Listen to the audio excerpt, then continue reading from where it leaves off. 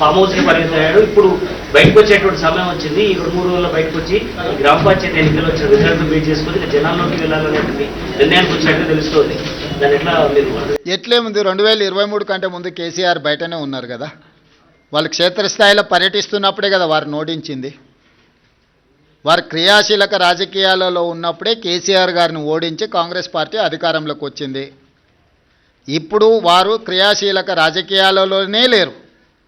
Gajwel అసెంబ్లీలోనే Congress party majority గ్రామ పంచాయతీలు గెలుచుకున్నది.